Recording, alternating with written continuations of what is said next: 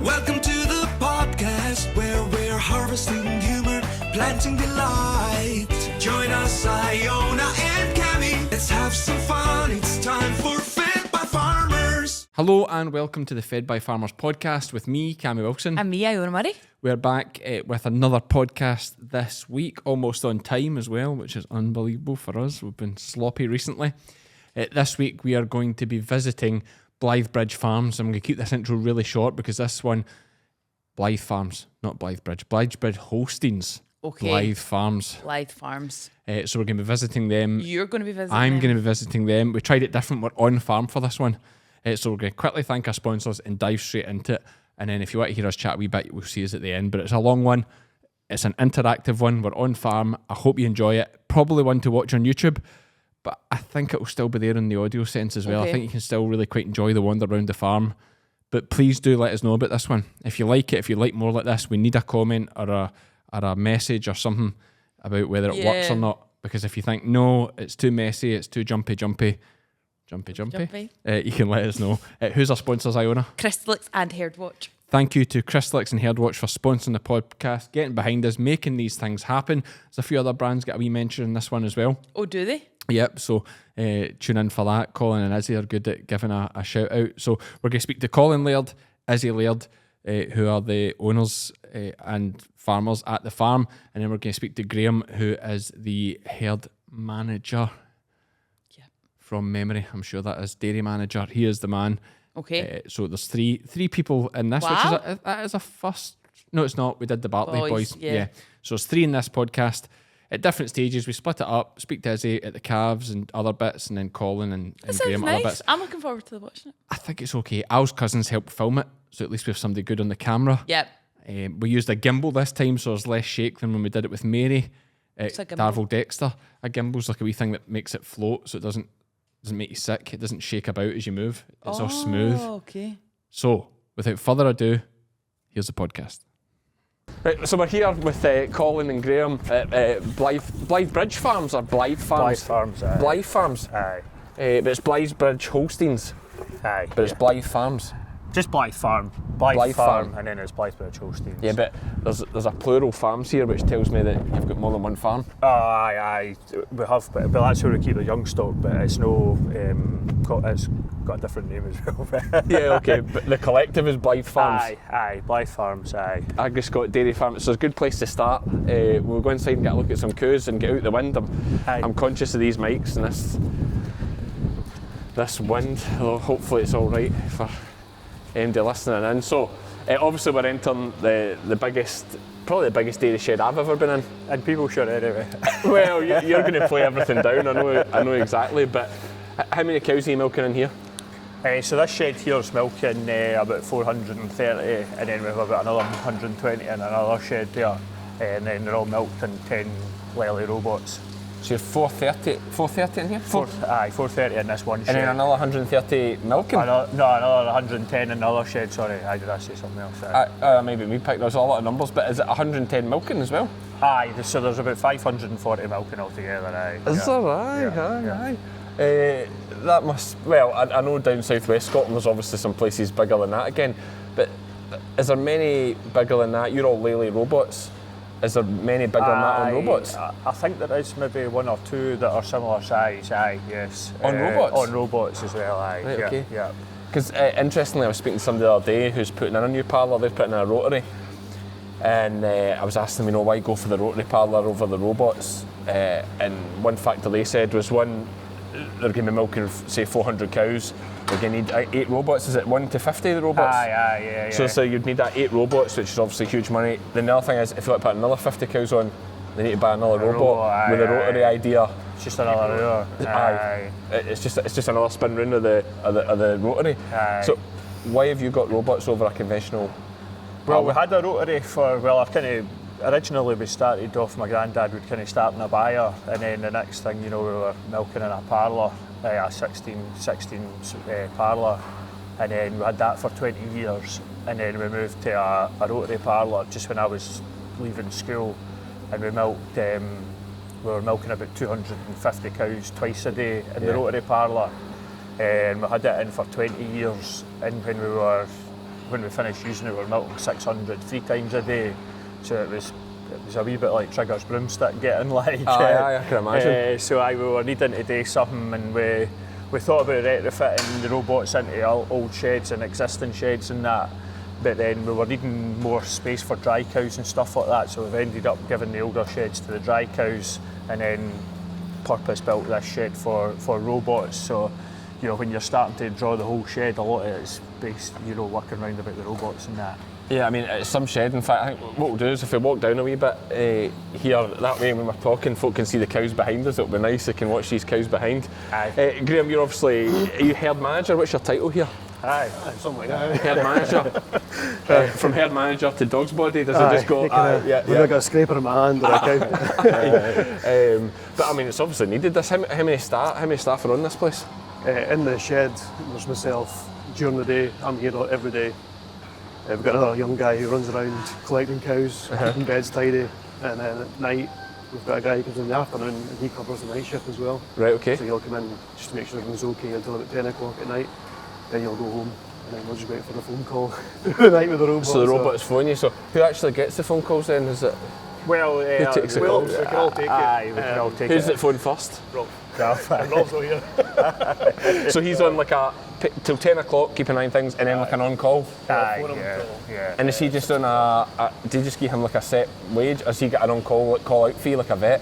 No, he gets paid too much, so he doesn't mind it. I like it. He doesn't mention it because it's going fine. Aye, good. So no, that's interesting. And the call-outs are going to be broken down robot, or not very often. cow not in for It milking. might be a call a week, unless there's something going on, some maybe new heifers that'll just stand in the robot for too long after she's been milked. And is it such an issue that you would have to come out at night and deal with that? You couldn't wait till morning? 9 times out of 10 you let it come up. I mean, if a cow's standing too long in the robot, it is better to come and check because She's you don't alright. know what's happened. She could be hung or anything could have happened. Yeah. Yeah, Well, of it's course. more you get a backlog for the rest of the day. It's not like milking in a parlour. You know, if you're an hour later, you know, you still start at the same time the next milking. Yeah. You know, the cows are working 24/7. Like, And the milking list just gets bigger and bigger and bigger. If that robot's in action too long. Yeah, and you'll have these robots running to their absolute max, obviously to make the best return on the investment. They need to be working at their max. So if you lose 2 or 3, 4, 5 hours, you're never making that up. What is, now I know, great thing with these robots is you get all your facts and figures. How many milkings a day are you getting at your cows? That's one of your figures you do, isn't it? Aye. So we're getting 3 milkings a day and about 1.8 refusals a day. What is 1.8 refusals? What does that mean? So that's cows that are maybe coming in wanting milked, but it's not ready to milk them. It'll bring them on. Which is good that lets you know that the herd's active and you know they're wanting to be milking and that. So how does that robot know I'm not milking that cow? So the cows have all, maybe Graeme could talk a wee bit about that actually. So they've got a collar on, Uh-huh. and that, when they go in the robot, that IDs them as well as logs information for heat detection, rumination activity. Yeah. So when she goes in there, the robot will then register her, see what time she was last milked. We know the robots are programmed to milk them a certain amount of times a day, Uh-huh. but at a certain interval in hours. Okay. So if she goes in there, she's only milked 5 hours ago, the robot's not going to milk her, and it'll just open the gate and let her look out again. She's in there being nosy, looking for cake. So she's not in there because she feels the pressure and she wants it No, off. no. She's and in there because she wants fed. No. And is that, so you feed them in the robot? They get fed when they're milking, Is all robots like that? I would say so. Most of them get They're fed. all the same. Robots don't know Aye, feed. they're all the same. They get fed when they go in because it's a good way of coaxing them in, obviously. They don't really come in because they think, we better go and put some milk in the tank for No, Graeme and they're Colin. just looking for They're going in there like a wee feeding. We kind of the ration we feed them on here with the mixer wagon. You know, we try and keep it kind of as low as we can get, so that it encourages them to the robots. If they're full here, they're not going to go and get milk because they're going to go lie down. So what do you mean by keeping it as low as they can get, as in not too much in front of them, not feeding them too much of it at a time? Well, no, they always get plenty of feeding, but just not too many sweeties. So The less cake meal is- in the it's more TMR? concentrate heavy to encourage them to go into the robot. Right, So they'll get okay. less of the concentrates here and more of those. And this stuff we're looking at, this is a TMR type thing that we're looking at here. I mean, obviously, I'm just using basic pit silage for some beef calves at home, and this looks to the eye, this looks just like silage. But what else is in this? Right now there's a bit of wheat whole crop, soya, What else was Soya some hulls. grain. Homegrown cereals, barley, wheat. Do you grow your own cereals? Aye, yeah. Do you do maize? Aye, we do have maize, but it's just not ready for eating yet. We just took it maybe about 3 or 4 weeks ago, so we leave it till after Christmas until it's properly fermented. So it's in like a silage pit? Aye, it's in a a pit, clamp, aye, yeah. yeah. So, but what do you do to replace the maize? Like, why does the maize need to be added? If you're managing okay without it now, what benefit is the maize? We'll not have whole crop in it by then, but we're feeding whole crop now. It's Right. Maize is a high energy and high starch feed. Okay. So that's we don't grow enough to be able to feed all year round. So that's why we're feeding whole crop at the moment. And the whole crop does a similar job with the high energy? Aye, it's very similar. Good for the gut as well, isn't it? Good for the gut. rumen. Aye, both of them. Aye, Fertility. Yeah, fertility as well? Yeah, okay. And growing all your own grains and that, is that still the best move when grain is so cheap? Probably not at the moment, but you can't just It's going to chop and change for next the year. sake of 1 year. Yeah. I can remember when it was about this price one time before, and we started feeding our own blend through the robots, and there is just something about it. You don't get as much milk out of the cows or much production out of the cows if you're feeding a compound in the robots. Right, okay. Yeah. You've just got it down to an absolute science. I mean, obviously it has to. Dairy is a science. That's a great thing. I've used this quote quite a lot with Duncan McEwen on for and Prior Farm, and he said, I think we're talking about what else would you like to have done in farming. He said, I'd love to be a dairy farmer, because it's just like the Formula One of farming. Because it's all just the small details. It's the minor tweaks just to get that extra 1% or fraction of a percent. What we're working with. And obviously, other questions, I've got to try to think about all the figures, because obviously a lot of dairy farmers will watch this. Like, how many litres per day are you getting out your cows? Who's got that? 40 litres average? Yeah. Is that good? Aye, well, It sounds good to me. Then you've went to the investment of the infrastructure and all the rest of it, you be above 40, so. And then, so we're averaging about 12,500 litres of lactation at 4 fat and 3.2 protein. Right, good numbers. 12,500 litres of lactation, so that's a cow produces 12,000 per calf, basically per. Between calves, yeah. So she's producing 12,000 litres. Aye, and she's dry for about 50 days Right, okay. before she calves. And I suppose, how many lactations are you getting out your cows on average? Do you know that one? We're average 3.8 lactations. Right, okay. per cow, yeah. So, and this is Holsteins. Aye, yeah. I was going to look really stupid there if I didn't. I wouldn't know the difference. But I did see. I'm sure I've seen a jersey when I cut. There's a jersey there. Is that the mains again? I remember we spoke about that. Aye, they're good for the kids and that. Keeps the wife happy too. Aye, their body. Good for your fats. A one wee jersey cow getting milked in, it'll add your protein, is it? Or your fat? The butter fat. The butter fat. Yeah, aye. But so that 3.8, so that means the cows just basically last 3.8 calves. Average 4 we've calvings. got cows that are over 10 lactations. Right. But just the way the cash cow price and that is, there's no really any need to anything that's going to be of a bother or you're a bit worried about, we just replace it with another one. Yeah. And of course, with the whole process, obviously your calves all the time, you're sex semen, are you? Aye, yeah. So you're sex semen, so you're getting loads of heifers coming from your best cows. Aye. So there's plenty of replacements all the time. So, and you just need to keep that number as where it is. Aye, and then we also sell about 100 surplus heifers a year as well. Do you? And so that's another kind of extra income. Is that a benefit of being, well, obviously a few benefits, but is that thanks to sex semen? Aye, I would say so. Aye, we're using sex semen on our top end cows and the bottom end we use for beef. To an Angus or? We're actually in a Wagyu scheme at the moment. Oh, are you? Aye. So, Who's that way? Warrendale. Are you in the Warrendale scheme? Yeah. Is it working out all right? Aye, it's the beef. That beef job's what's keeping us afloat at the moment. Aye. The cash cows and the beef calves, because the milk price is not very good. I see this, but it was good for a wee while there. Aye, it's been good for most of the year, is it not? Aye, there was kind of variable contracts and that, and a lot of people had a good spell there. We've been kind of sitting in the middle, going along there. Who's your contract with? We're on a Muller Tesco contract. Muller, okay, and what's that per month? Or per litre, sorry? Per litre, you're in about the 42 pence a litre. Okay, so that'll be all right compared to some boys, is it? Did I hear some U-Tree boys at 33 pence? Aye, and I mean, the industry experts are telling us it's costing, round about that over 40 pence to to produce a litre of milk. The time you take in the cost of the forklift, it's running about and silage and staff. And Graeme's wages, exorbitant wages. Aye, so we're actually at 50 because we've got Graeme. You're running at a big loss. But so it is tight, you know, folk hear all these numbers and it's that big milk check all the time, but it is just this like money in, money out constantly. But surely you're at a big advantage on the economies of scale type thing. Like, is it getting to a stage now you need to be big? I think there'll always be a place for the family farm, you know, because if that's not working, then there's something wrong, like, because, you know, once we... Do you class yourself as a family farm? We are, yes, but you know, your family farm where, you know, the parents... 120, 200 cows. I mean, it's a bad job if they can't survive, like, you know. But can they survive?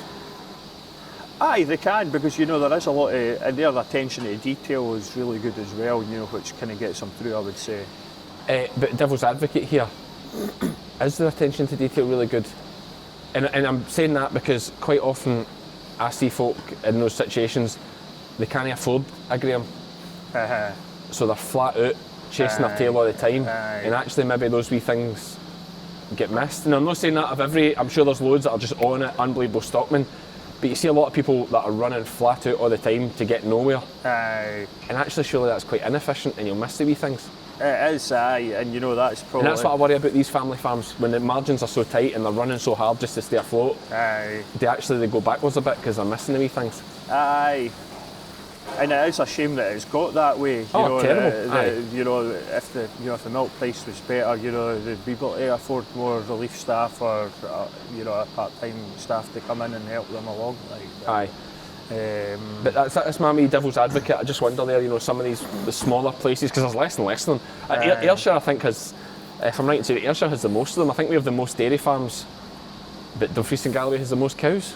That'll be right, I think that's right. We've still got a lot of small dairy farms in Ayrshire, or smaller dairy farms in Ayrshire, but I do worry sometimes that with the margins being so tight and they can't afford the staff, if some of these guys that are just breaking even are just running too hard to actually maximise what they're doing. That's probably where, you know, like, so the robots can come in handy for those situations. It frees them up a wee bit of time. I'm not saying they can go on holiday for a fortnight, but you know, they're no tied to milking parlour an hour or two at each end of the day, like. Although Robbie Scott seems to get plenty of holidays, so it must be alright. He's obviously got a good wife. I forgot about that. Actually, Robbie doesn't need to worry about the milk price. Margot will look after him. It's just a byproduct. Like. Margot gives him for something today. Keep him out of her hair. Keep him out of the road. We play with your coos, don't we? You'll love that. Robots, because now rather than standing at the parlour milking, although I suppose there is benefits to that as well. Your robot does it all right enough. I was going to say you're seeing mastitis and problems, but your robot does all that. Is that going to ping you a text, or is it? Because it'll ping you a text if you've got mastitis and you go and jag it. Live, constantly live, and it'll send me the information.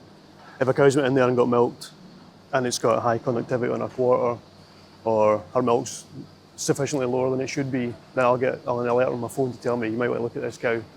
And that takes a lot of time away from being more observant on the cows. Not that I'm spending time in the shed all day looking at cows, but having that on my phone can tell me, get a direct attention on that animal immediately.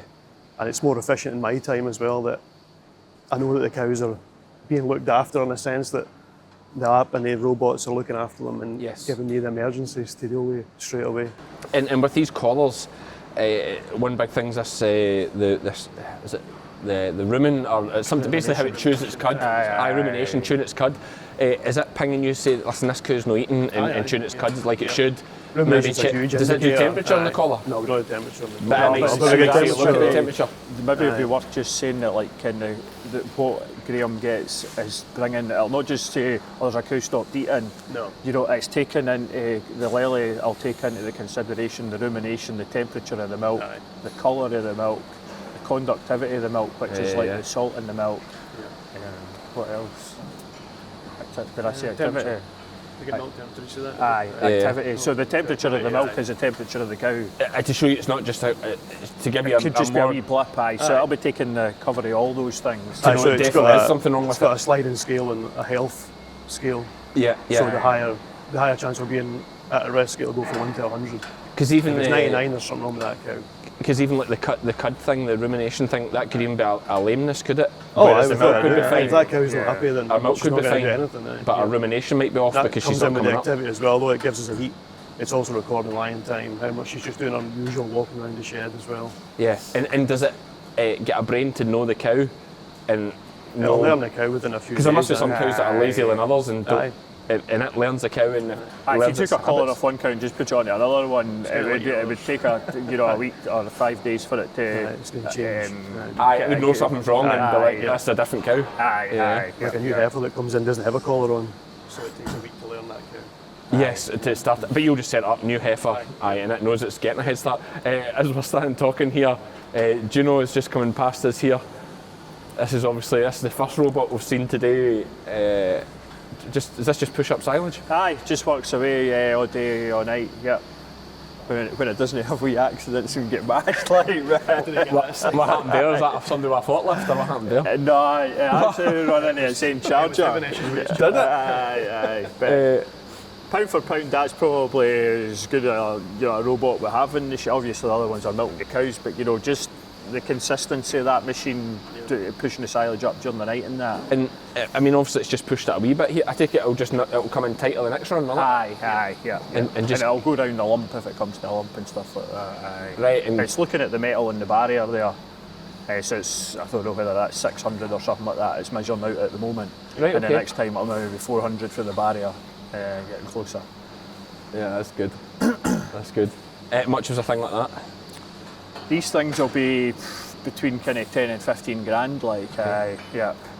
But it's the labour saving and the. See, at the price of things, I don't even think that's dear. I don't think many folk will be listening to that thinking that's Don't tell particularly dear. anybody for Lely that. Like compared to everything else, so I suppose the big question we should get onto, and we should really go and maybe stand in amongst the cows and get a look in at the cows. Aye. Let's go into the cows here. But one question is, like, much as a Lely robot, much as an astronaut, you'll be on bulk discount by now, I'm sure. Well, I'm not sure what they are just now, but I think you're around about 100 grand a robot Is that now. right? Aye, yeah. And you've got 10 of them, must There's be. about 10 of them, aye. So there's the first £1 million of investment. Well, these are about 6-year-old now, so it was a wee bit different there. It was before COVID, like, but aye, it's still. So these run, these do all right for 6 years? Well, the previous model to that. Or is it like Trigger's broom, like you said before? You mentioned Trigger's broom. It will be getting like that. There is, the previous robot to this. There'll be guys who have had them in for probably more than 10 years now, and they're still going. Is that right? I'd like to think we'll get 15, 20 years out of them. Like, It's probably all right at that then. it's probably not too bad. And like that frame that they're working with there, the new ones, you would just lift that one out and put another one in. At less cost, because obviously, well, I mean in terms of you've got this The metal framework, set up. aye, It's just yeah. the guts, the gubbins, The box itself. Aye. is the big thing. 100,000. Yeah, and you get 10. If you get 10, 15, 20 years at it, Aye. it's probably all right. Aye. I think there'll be a rough idea of the costings will be that you're getting your third milking done for. If you were milking in a parlour, they talk about your third milking getting done for free. Yeah. If you're milked 3 times a day. Here's another robot coming in here. Look at this one. Well, maybe come out. Aye. What's this one called? This is the Discovery here, so this just goes along and scrapes the slats and keeps the floors clean. We're on this green bedding, so the muck can get a bit dry in that, and it'll not just fall down through the slats. So this is pushing it down the slots. Aye, so this is just a scraper all day. Aye, yeah. And much money's in a thing like this, then same again. Aye, they'll be a wee bit less. They're maybe, I don't know, 8 or 10 grand or something. Okay, aye. Yeah. And your cows are fine with it. It'll stop if it hits a cow, does it? Aye, it kind of rumbles a bit round them, and aye, they do take a wee bit of abuse, like, but It's got that kind of, it's got kind of Robot Wars vibes. It's got the reinforcement. Remember Robot Wars used to be on TV? It's got the reinforcement and the barrier on it, and that, as if it's ready to take some abuse. aye. But the cows, I see her there just walking around about it. She's quite happy. And you said this green bedding. What is green bedding? Well, we'll maybe see it around here. See it around here, this aye. side. I mean, it is a beautiful big light shed. Anybody watching on YouTube, obviously, this is one really to watch on YouTube because you're getting to see all the cows as walk around with Colin and Graeme. Have you seen these new sheds with Aye, the clear lights. clear sheets? Aye. Yeah or nay? I think they seem to be proving themselves quite well. We did look at it when we put this shed in, but we were just maybe a wee bit worried if we got hailstones and the whole roof tinkled. It would scare the cows. And it would scare the cows, like. But this is an insulated roof here. And So it is. the insulated roof is probably more of a benefit in the summer. You know, the temperature's the same outside as It keeps the heat a out. bit less. Yeah. It's too big a shed to try and keep warm. I mean, I don't know if I've ever been in a shed with such fantastic fresh air blowing in here, because this is the sides of the shed are it's just a net, is it, or some sort of mesh? well, that's just a bird net, but the curtains will go up automatically if the weather changes. Automatically, so if it rains. Wind, rain, temperature, and like they're all kind of independent. You know, if the wind's coming in that way, it'll shut up a bit. Right, And okay. it shuts from the bottom. So how does it know when it's getting too windy? Well, there's a wind just now. How does it know that's not too bad? It'll be probably getting closely to the stage that it wants to be shut, and you know, it'll just come up a wee bit just to stop the cows getting a draft. Yes, because obviously it's where it is just now. It will hit the cows as it comes in. If it comes maybe halfway, it will slip over the top of them and keep the ventilation good. Aye. Yeah, it's good. I mean, we've got a cow sitting right at us here, actually just perfect. I mean, she looks like an absolute monster of a cow, but I don't know anything about cows. But is this a younger cow? An older This is just a heifer here. But So this is what we kind of like about this deep bed, and you see how she's clean down through her leg there. Yeah. You know, it's just like lying in cotton wool. Like. And comfy. Obviously, this is our stuff here. They kind of hook their own bed out it as well, do they, to suit themselves? Like a memory foam mattress, they hook it to suit themselves. It's just there's about 6 inches of that bedding in there. And what is this bedding, this green bedding? So this is separated slurry. Right. So we'll see the machine along there, and it's just squeezing the liquid fraction out and leaving us with the fibres. And then there's a machine that comes along and drops the bedding down. So you're bedding the cows with their own slurry? Aye. But it's dried out? But it's dried out. But you can feel it there, it's like powder. Aye. Yeah, it's just like wood fines are. It's actually not. It's just soft. It's so soft. Aye. And the issue we put It's in wood unbelievably soft actually to the hand. MD, you know, if you're watching, like it's just there's no sharp edges or like with sawdust. There's a wee sharp bits and scratchy bits. There's none of that. Aye. And look how clean. You know, and that's been slurry. That's been squeezed. That's just Mind to unbelievable. wash your hands before you have your dinner. You can't see the hidden bacteria. But yeah, so that's obviously that's incredible. We're going to see that machine working. So another robot for you. For bedding. With 3 robots. We've got the silage pushed up. We've got this scraper here. Let me just turn you around, Graeme, just to see there's no control panel in there. No, that's fine. Here's real. Just wait, though, mate. This AI and all that. Just watch. Your job's at risk. We thought farm jobs were safe, but maybe no. But like, I mean, is this a good cow? They're all good cows, but I mean, she looks like a belter to me. Aye, she's a good solid cow. Aye, this is. Or do you not want them too big because then they're looking after themselves more than the milk? Aye, she's like a lactation cow. She's probably carrying a wee bit more flesh than she should be, but Aye, she's just ready to go dry that one. So she's not producing as much milk now. She's starting to give back to herself a bit rather than straight to the milk. Yeah. Because obviously people that don't know farming, I suppose, or cows. Well, not that I know cows, but Holsteins particularly, I would say you look at this cow here. Now you look at her and you maybe think, oh, she's skin and bone, you know, or like she was malnourished or not looked after or whatever to the untrained eye.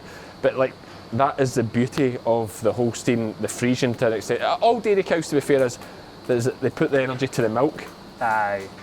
Not to the fat on their back, because the fat on the back's no use for the milk. Aye, yeah. And that's, you know, just as some people looking, that's always the comment. You'll be used to it as well yourself. Folks see it and they see the hip bones they're and used that. to see the beef cows at the shows and that. Yes. And Big it's round gotta be thing, like that. Like my shorthorns are over fat, whereas you know these. But that is how a good healthy Holstein looks. Aye, and you want her putting that like. You don't want her putting fat on like this. Okay, when she's going to the bulling or whatever, calving, but Al's behind the camera. He's getting how will you look at that one there? Do you know what I love, Iona? All my livestock on one simple app. Hi, Cammy. Next you'll be telling me your cows can send emails. Well, they can't do that yet. But with Herdwatch, managing livestock is easy. One app, all your cattle and sheep compliance records, medicine tracking, and more right there in your pocket. Tired of paperwork piling up like muck in the parlour? Sick of chasing scraps of paper when you'd rather be chasing sheep? Then you need Herdwatch. Herdwatch lets you register calves before you've even wiped the afterbirth off your boots. I preferred it when it said feet. It's so quick, I had time left to make a cuppa and drink it.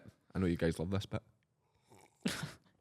Whether you're juggling lambing, TB testing, or just trying to remember where you left your wellies, Herdwatch makes sure your records are always up to scratch. Over 22,000 farmers across the UK and Ireland can't all be wrong. Well, not this time. Download Herdwatch now and join the herd, because the only thing you should be wrestling is the gate on a windy day.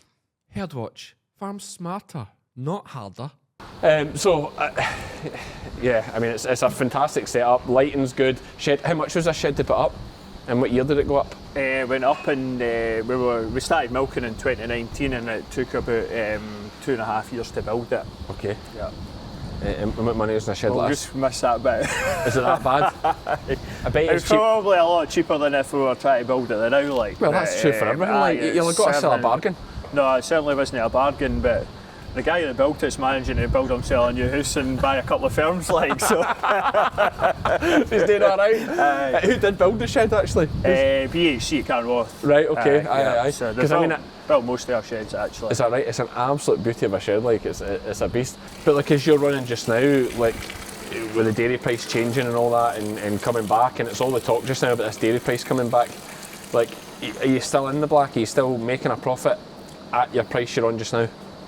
We're scraping through at the moment, Yeah. I mean that all seriousness. I know we always joking, especially dairy farmers always joking about never making money. You know, but you've just got. But what is your cost of production? Your cost of production going to be around about that 40 pence. Right. So if you're getting, would you say 42 you're on? It's your 2 pence a litre. So I mean it's mad, really. There's no much to work with. No, it's mad. No. But then this is what comes back to my question about economies of scale and all that. It's like 2 pence a litre if you have 100 cows. It's not going to do it, but maybe if you're at the scale you have 500 cows and you're 12,000, well, however many thousand litres a week, it looks a bit better. But you know, if it gets to 38, you're losing more. Yes, that's a good. That is a very good way to look at it. And do you talk? I think I never asked dairy farmers actually, and I wonder about now and again is, see when the going's good. So when the going's good for me and I'm selling lambs and making money, I spend it all straight away buying other things and new trailers or more sheep. Or do you tuck anything away, or do you just keep spending? And if it goes tight, you borrow more. We don't really, you know, if we're needing something, we'll get it. If we're not needing it, we don't need it. And will you let money build up? We try to. Yeah.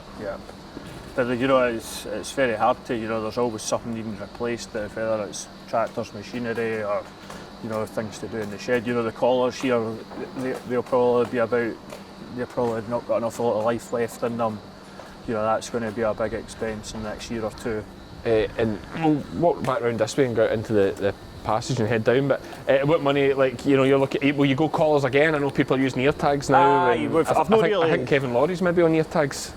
There's a lot of different kind of new technology and that out there, but we've not really kind of researched it an awful lot. There's a couple of new ones out, and by the time we're ready, you know, there'll be other ones on the go, and we'll maybe just go through this. Yeah, absolutely.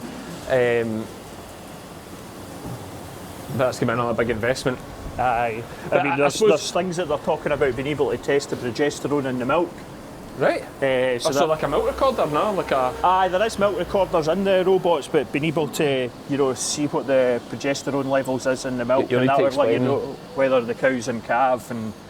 Is that right? So with protein in the milk, you'll know. It'll tell you if she's in heat and stuff like that through the milk. You know, it'll be pretty instant, rather than having to send the milk away. Right. Okay. Yeah. That's very interesting. What is this we're looking at here? These are 2 show cows. Is this Agri Scott cows or what are these? Well, we're not just too sure yet. They've both been calved for quite a long time now. So you think they're starting to dry up a bit? Maybe just maybe need to give them this show a miss. Like. So who is this girl here with this black and white? This is Pandora. So she's she's a national champion just now. At the UK moment. dairy champion. Yeah, Yeah, I did see that on Facebook. Have you won that one before? We have, it'd be maybe 4 or 5 years ago since we won it, so we've been reserve for the last 2 or 3 years, so it was nice just to get back on top. Yeah. Is it quite often Scottish folk winning it, or are we the best at dairy? I were the best. Between showing coos and playing tennis, that's about all we did. Golf now. We're making a comeback in golf. We're not getting much We'll else. get the golf again. But aye. So we are good at the dairy. Aye, she's scared on her tail. She's a bit boisterous. What makes her so good? We're obviously seeing her in our working clothes now. Aye, You know we're that's just the seeing her in thing. our working We'll put a clothes photo here. up for anybody watching, and we'll put her up in our show spec. But she's in our working clothes here, which is nice to see them as well, because a lot of folk won't get to see these top show cows in their working that's clothes. right, aye. What makes her so good? I mean, she's tall. To me, she's very tall. She's actually, when she goes to the shows, she isn't the biggest at the shows, and Right. that's what we're kind of trying to come back from a wee bit, is these cows that are too big, because we find they get too big and, they come in at the front end and, they're just not lasting long enough. So. What do you mean by getting too narrow at the front? It is a kind of proven fact that the higher they are at the front there, the narrower they are between their legs, their front legs, and, they're just that narrowness can follow throughout the animal. And why is that bad? It's just that they're not so hardy and they don't... They go off their legs a bit. And They're just those type of animals will not last for so long. And we're looking for animals that we can throw in the cubicles there and put milk in the tank. Granted, these cows, but I would say that she's a good shape and size to do that. and she's not too tall here, or she's she's perfect, do you think? she's a nice height here. Yeah. She'll be a kind of 60 inch, maybe 59, 60 inch. But I think that probably one of the things that kind of sets her away from some of the other cows at the shows there's just she's got a really nice udder. Doesn't matter. I mean, whether is udder not the biggest part of judging dairy cattle? dairy cows, aye. And it's a wee bit like whether it's blackies or dairy cows, they've all got a different fashions and that we go through, and at the moment we're looking for the venation throughout the udder. And just they're well balanced, they're balanced throughout. And our youthfulness, this cow, she's had 4 calves. For having 4 calves, she's got a really good udder. Tight? Is that a big thing? We don't want them too tight, but she's got a wearing udder, she'll hopefully get a few other calves out of her yet. Aye, which is obviously the kid, because am I right in saying, tell me if I'm wrong here, but that there's the Holsteins, they were going totally the wrong way with them. And I think a lot of folk actually kind of get scunnered and went away, they maybe tried Mount Belliers and different things. Crossing and that, so because they were getting too soft. Now, yeah. So you're trying to actively get away from those traits? We were breeding something that we couldn't handle. Well, some breeds and some sheep and other things is the show guys get a blame for a lot of things. Even with my shorthorns, there's an argument they're getting far too big. And lings, I think I hear them talk about lings all the time getting too big because they're chasing a big beast for the show and a big bull to sell. Is that the case with the It was getting Holsteins? to a stage maybe 10, 15 years ago, but we're trying to breed this moderate size cow that's more functional, and your commercial dairy farmer can come to the shows and relate to that kind of a cow. Yes, and can enjoy looking at it for what it is, a working cow. Aye, yep. And is one of the questions you asked in your show, does she get milk to test how much milk she produces? Is that part of the scoring? Show? No, I think maybe years ago there used to be a bit of that, but it's purely just on their confirmation when they're getting how shown. she looks, and the bag will be full of milk at showtime, obviously it'll be absolutely busting to look at its best. Yeah. And why Holsteins over Friesian? Well, we're trying to get plenty of litres out of the cows, and there is certainly a place for them. And the Friesians also suit being able a grazing system, and where we are here, we couldn't put 500 cows out to a paddock and march them through a gate. And then when it starts raining, they're trying to shelter behind one gate post. It's just so Friesians just to make the silage a nice time of the year, try and get it right, and then feed it during the winter. So Friesian's good on a grazing system. It does suit a grazing system or a low input silage system. Do you get a better beef calf offer as well? You'll get a better beef calf off a Friesian, yeah. And why then do folk use Montbelliards and these? What's the benefit of these things? Well, they're obviously topping up when they're going to put them out as cash cows, and then they'll be higher naturally higher butter fat and protein as well. So a better price for milk. They'll probably be on like a milk, like solids contract. Oh, like you three do, they do a thing where it's like you're paid on your butter fats type thing, is it? Aye, most of the milk contracts will pay you a bit more for butter fat and protein, but ours is more just a liquid contract. If you're on a cheese contract or something like that, you know, they're paying good bonuses. And they like Mount Belliards for that. And Cheddar cheese have Swiss brown cows. Aye. And I think their thing as well is that they're high in protein. I think their thing, they're quite good, so they get a wee bit extra for that. They do their own cheese, obviously. Yes. Again, does it come back to a bit as what you like, you know? Well, this is it. Like, you know, the Holstein is the most popular dairy breed in the world. Right. Okay. So you know, to feed the world with milk, you're not going to do that with a Friesian. Is there? I got it out eventually. I was being so diplomatic, and I was like, "Tell me what you really think." There it is. But no, I was judging a show the other day there, and I had a Friesian reserve. So you know, it's still, you know, you still got to admire them, like. Listen, a good beast, a good beast. What's this red and white one here? This isn't an Ayrshire, is it? No, that is an offence. It's too big to be an Ayrshire. Aye, so this is a red and white Holstein. She's just a ginger Holstein. She's a ginger Holstein. Yep. So she's actually the UK champion 2-year-old or heifer in the UK. So you won 2 championships? Aye, so that was quite a big feature for us to win both the junior and the senior at our national show. Ah, that's wild. So what other titles is there? Is that just you won everything then? We'll maybe try and win the homebred one sometime because these are both bought in. Okay.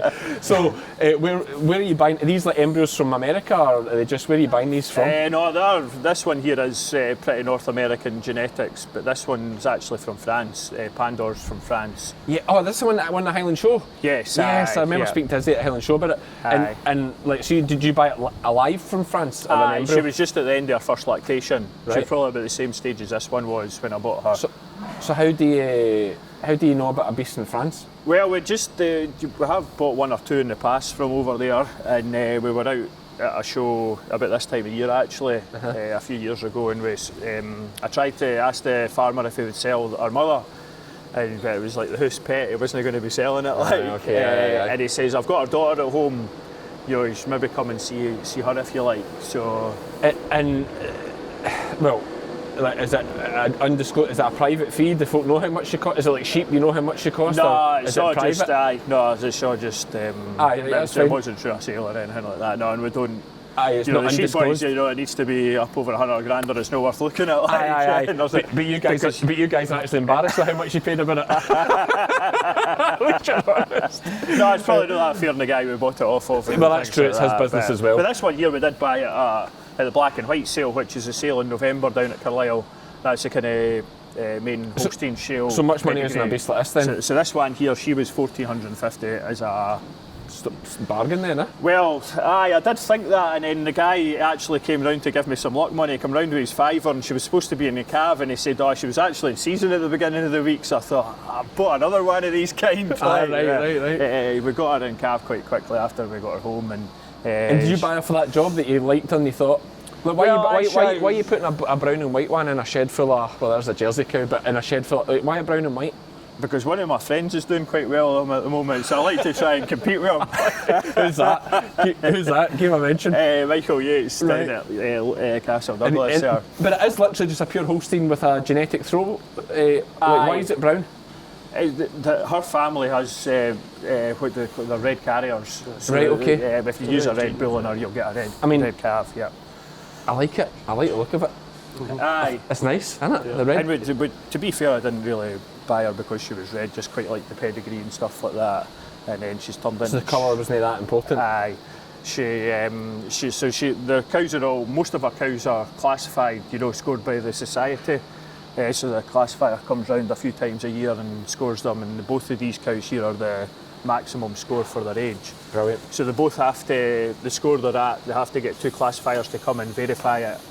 Aye, because it is so high to make sure it's right. There's only a few of them made that every year in the UK, so it's quite nice to have the two of them in the same pen. And what's your dairy background? Are you into this kind of cattle? Like, which? No, this is my first time being involved with show cows at all. Are you from a dairy farm, or where are you from? No, I grew up with being on a dairy farm all the time. My grandfather was a dairyman for forever. Aye. So it was weekends and summer holidays. That's where I was. And when I left school, couldn't quite make up my mind what I was going to do. I worked with my dad for a while. He's got his own joinery business. Aye. Just something I wanted to do. Aye, So aye. I ended up working for NMR, National Records, to do a note Not recording? Aye. Yep. And through there, you get talking to folk all the time. So why you doing this? Aye. And then I just ended up taking a job with my uncle at a place down in the Feast and Gallery. And from there on, that's what I've been doing. Just love it? Aye, and just getting to a bigger farm and a bigger farm and a bigger farm all the time. And challenge. Yep. So what with these boys for a wee while, then head back down to Dumfries and Someone Galway to else the real go. dairy farmers. No, I'm really happy here with Colin and his team. Aye. We'll get you down to. Yes, You want a different system? You could go to Well, Rory Christie and go down there and work New No, Zealand well, style. actually, Get the that's work where I'm from. So I Aye. grew up in a wee village down there, Isle of Whithorn. It's about 10 minutes from Rory's place. Aye, Rory. I speak yep. to Rory this week. Actually, he's coming on a podcast just in a week's time. He's another opposite to you almost. His system. And we've got Wallace. You'll know the Henry boys. We've got the Henry boys too. Again, they're like Rory's system of New Zealand style and. Both making a good job with what they do. Like their farms are well suited to it. Suited to it, absolutely. It's got to be Like, a setup. it was It's got to especially be doing that. fully invested, That yeah. Newton Stewart, doing that Stranraer, like they go grass all year. Like you can get away with these things and do these systems. But no, we'll speak to him about that. I suppose one thing we should touch on. Obviously, you're new to all this, then, so you did Robotics again. is You're adding completely another new, string to your bow. You're learning about all these genetics and. Yep. But one thing I suppose we're not really touching on is that you're well kent in the breed. Your milk's one thing. You're a couple of pence over production at the moment. Obviously, the summer's been a bit better. But surely a big part of your income for the farm now is you must be selling genetics. Your 100 heifers must be expensive heifers, are they not? Aye, we don't really get an awful lot of premium for that. But if we were to sell daughters or embryos out of these, but we always keep saying to ourselves, well, we'll just keep those daughters or keep the eggs, and we'll no need to buy another one. But we do find ourselves falling into that trap sometimes and buying another one. No, these are probably like our bag of golf clubs. Like, this is our hobby. It's a kind of what we enjoy doing. And if you lose, you need a new driver. Aye, exactly. I know. But that I absolutely see that. It's not just milking coos. It's that buzz of the show, that buzz of the genetics. Aye. That buzz of seeing the calf coming out and what's it like? Is that has it got the potential? Because it is a long process, obviously, to get your coo up and into milk and see what she's going to develop into. I can absolutely see the buzz of all that. So these are going to Agri-Scott? No, they're not. We're not 100% sure yet. We'll just need to bag them up a week before the show and see if they like it. Aye, yeah. But if these don't bag up, do you have reserve? Do you have backup? We've got another couple there, but they've got. We'll see how they do. See how they turn out. But Agri-Scott's a great show for being able to take a couple of the newer cows. It's only half an hour up the road there for us, and we'll try and take a team up and support the show because it's a show with a great atmosphere, and there's cows come from all over the UK. It's good to be part of. It is actually really well done. Really, it's quite nice as well. A winter show, it's all inside. It's pretty nice that way. It's all undercover at Ingleston. So Agri-Scott, what date is that? It's next Friday. Something tells me it's the 19th or so. 19th, so 3 weeks yet. 19th of yeah. November. So it's a good event. We will be there, I think, for that one. So yeah. No, that's good. How long you actually worked here, Graeme? 18 months now. Are you? Yep. Aye. I'm still here. Colin was telling me he's getting me a medal. I was just getting the joke in before he got it in. Colin for 18 months, good effort.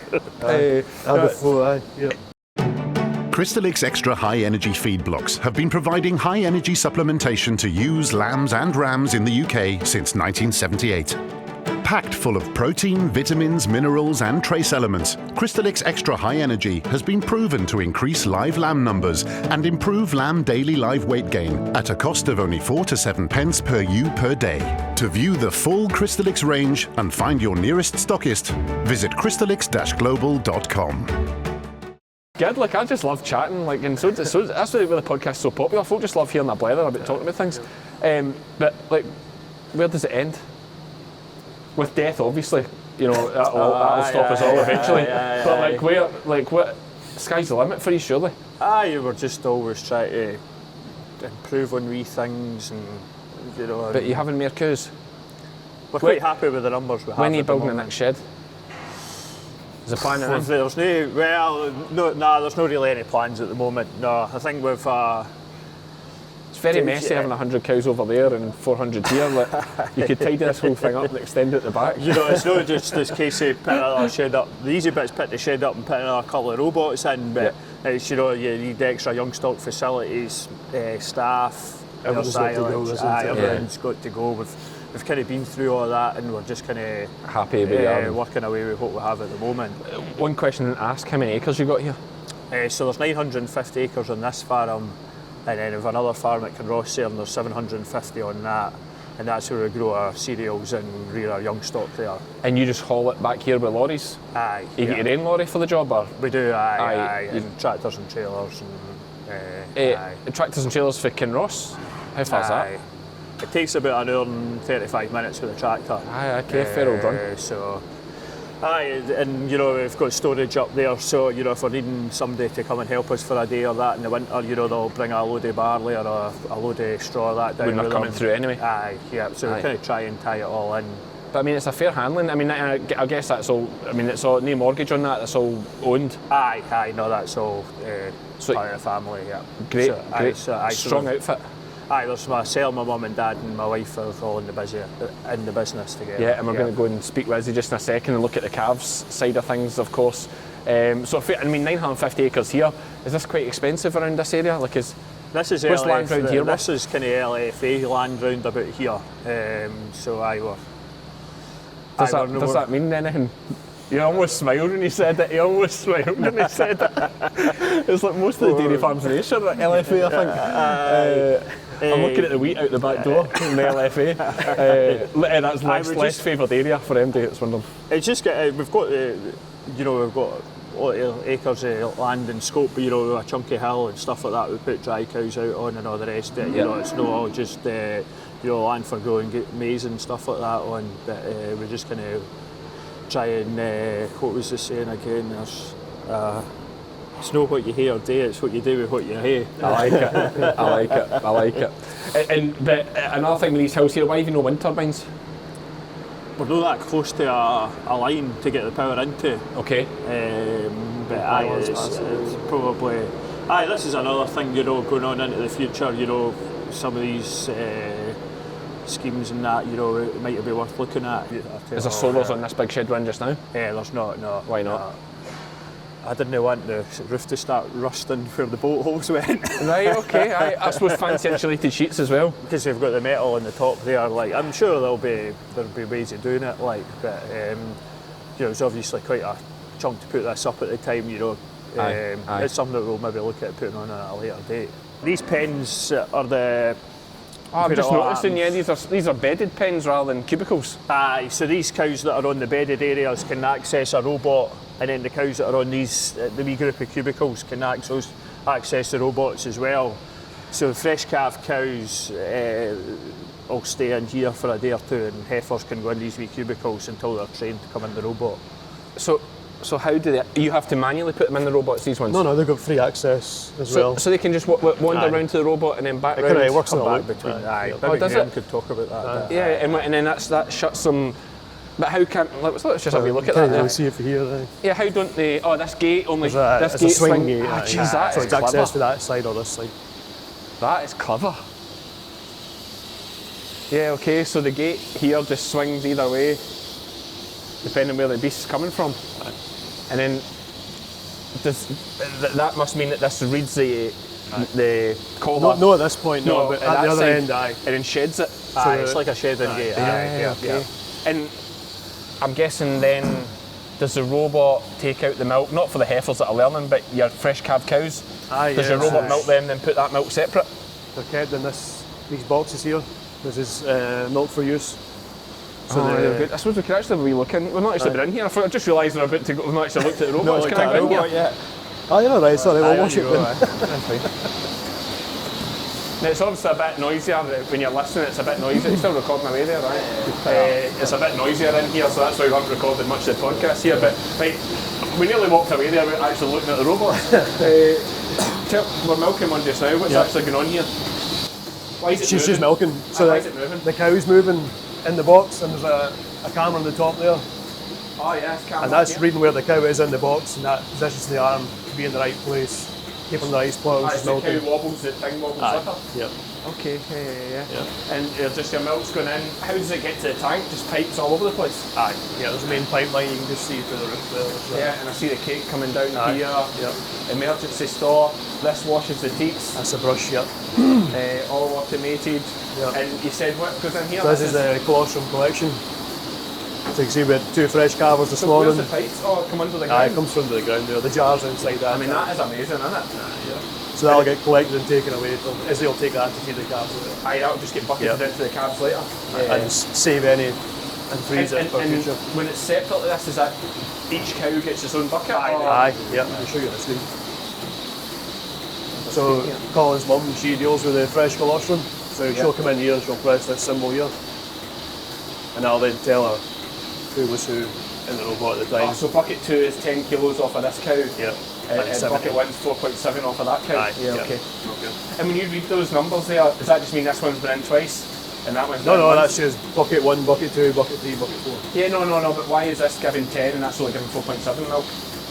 She's got 10 kilos and she's got 4.7 kilos. It's just, that's how much she gave at that time. Have you not looking at it and thinking, oh, this is a low yielder? No, it's a fresh calver, so you're going to Too early expect to say. between 1 litre and 10 litres potentially of colostrum. Right, okay. Yep. And that's just fed to the calves. You don't send it away for powder or any of these things, no? Aye, the colostrum. Aye, the first 2 You don't sell it to, who's that company we use for colostrum? It's SCCL. Aye, Do you work with them or anything like Aye, that? You do? So it goes away to get powder. Excess colostrum that we don't need gets bucketed up and frozen. So, because your calf will only need it for the first couple of feeds, or do you still give the calf powdered colostrum? No, we don't. No, they're just getting that. So they get their own maternal colostrum. You try and give their actual Aye, mum's so that's colostrum. kind of probably the reason for That's the all genius of that. Aye, so, Yeah. So you give it to its mum's colostrum, and then it gets 2 days of colostrum, or? You'd be better asking me questions than going to answer. Of course. Aye. We'll ask us those questions. I'll give you the wrong I'm answer. just and the rest goes away to SCCL. But you mentioned your mum there runs this part of it, does she? No, mum does kind of the paperwork and then helps Izzy with the calves as So well. she deals with the fresh colostrum, that's what I was saying. Aye. Oh, the what, sorry? The fresh colostrum, Oh, so she'll deal with that for Izzy. And sorting out with SCCL and that stuff. Aye, And your aye. dad's heavily involved as well still. Aye, yeah. And it just works a big partnership. Aye. And he's all got on all right. Some days, aye. Good answer. But I take it you are the man. Like, is your dad still the boss or are you the We're all boss? fairly equal, aye. Yeah. And, Who's the boss though? feel like I'm still the boss. Like, all right, we'll let him think that for the TV purposes anyway. Yeah. But it's said in a loving way there rather than a grudging way, so you know it's a nice relationship. I like that. So is this cow just finished? Yeah, aye, so she's just the laser's now scanning where her teats are so that it can spray the Is this post-nip accurately. iodine, Yeah, so- an iodine mix going on her? Yep. And then off she goes. Oh, I was what's getting a wee it soak done? in there. It's cleaning the brushes as well. And then the next one just standing ready to come in straight away. Aye, so it rinses the milk line there with water, and then it's also put steam in there to kill any bugs. Brilliant. So there's no transfer if there's a problem with that last cow's milk to the next cow. And if it starts milking, right? Oh, and I think this is something you told me before, and we've not spoke about it. The beauty of this machine, tell me if this is absolute nonsense. If it's mastitis in a quarter, it can just siphon off that quarter's milk. This robot can't do that. Oh, this one doesn't do that. No. Is that a thing, or am I made that up?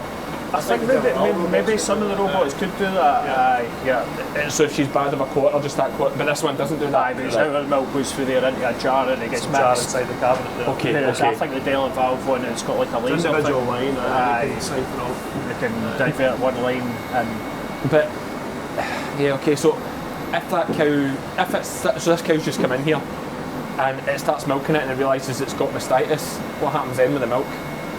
there is a parameter set that if it's got mastitis, it'll dump that milk. it just goes into the slurry? Aye, yeah. Right, okay, so it'll read it and assess what's going on and just dump it in the slurry? Aye, It comes back round? Right, And okay. then, How do Graeme, you... Someone, I think last time we were here with Landlord, I think someone made the point to me was, do you not get, or I've seen a comment saying, do you not get, if you're dumping mastitis milk into the slurry and then bedding them with the fines mixed with mastitis, which is an infection, I suppose, do you not then get mastitis in your cows sitting on that bedding? well, the slurry that we're using for the separator doesn't have milk in it. It's in a separate tank. Clever, right, so this stuff You'll is... maybe see that brushes working there just now. I think it's just about to start brushing. This is it, disinfecting the... No, don't go too close. No, It's these gonna- brushes They're here. going to get wet. Oh, sorry, I just... Once it detects milk flow, I'll stay back a bit, mate. that's got peracetic acid in it there to disinfect those brushes for the So next cow. they get totally washed as well. A lot of water getting splashed about. Aye. Is it all just out the mains, or do you do rainwater collection or any of that stuff? No, it has to be mains water for the robot side, keep it clean. Yeah. And are you on the mains, are you metered or not? Aye, yes, you are metered water? Aye, yeah. What's your water bill a year? Too much. I'm okay. I mean, I'm metered as well when I think, I think it's steep, I can't remember just what it is, but I know I'm 75 pence a cube. Is that right? That sound right? 75 pence a cube? I'm not just... If one of your smaller bills, so you're not too worried about it. Because we kind of have to have it. So. Although you are paying for water, it's not crazy dear in the grand scheme of things. We do have a spring there that'll feed the volume hoses and that for washing down and stuff So like that that. saves a lot. Yeah, too loud in here. Yeah, no, that's good. Very good. Oh, here's one waiting to come in. Are you quite? Is anything short? I didn't Graeme about anything No, I think you're you want to talk about? Or questions are pretty on point. we're just wandering about and We are recording. It's the best way to do it. that's fine. Yeah. It's the best way to do it. It's just Aye. wander and talk. It's, Oh well, that's it. It's, and just try to ask the questions that we think people want to hear. But yeah, we've done the price of milk and all this, and yeah, I think we'll get in with Izzy now. And I'll just take that's this fine, mic off yeah. you if that's all right. So this is the cute stuff now. So you're in charge of the calves. Yeah, so calves are my thing.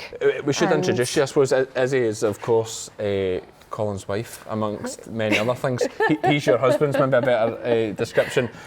You've got a wee twang there. Where are you from originally? So originally from Staffordshire, and through the shows I met Colin, and it's coming up for 10 years. I moved up here and began life in Scotland. So yeah, never looked back. Was it any good at the shows before he met you? Not really. No, it was fine. Absolutely fine. Okay. So you're from a dairy farm? Yeah, so originally from dairy, beef and sheep actually. I always found my comfort zone within the cows at home, and the beef and sheep I would help as and when needed, but the cows was always my thing. What do you think of sheep? Yeah, said enough. I feel the same way most days if I'm honest about it. Yeah, some and some. Good days, all good when it's going good. Yeah, but that's 100%. like everything. But they're few and far between with sheep. Now, again, I'm seeing robots. I think I'm seeing robots. Kind of, not to the...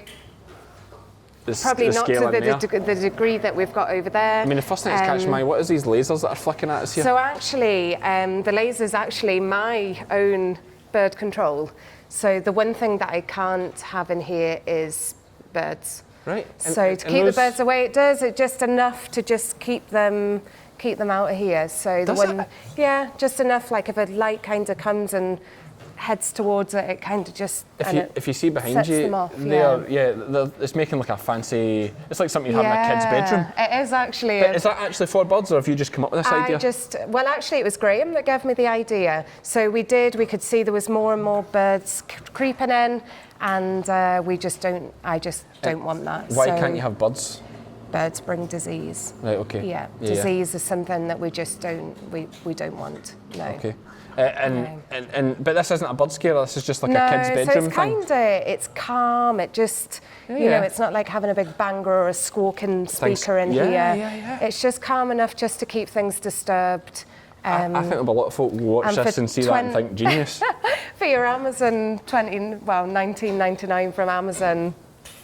Can't go wrong. So we have. Plus there's you a get the VAT couple. off that as well. Exactly. It's a business expense. So no, just calm. I mean, if you've got a banger or a big scarer, it's just probably, you know, Stress the so calves a and- calmer, keeps things calm, and I mean, yeah, so And cheap we've- and cheerful normally works. We've all been in those sheds with the big squawkers as well, and it's like, I oh, know. listen to that all day. Yeah, Like, the calves will be traumatised. Yeah, so no, we just want to keep things as calm as we can, and And interestingly, and again, I have not got a lot of dairy experience, but I can't say that I've seen as.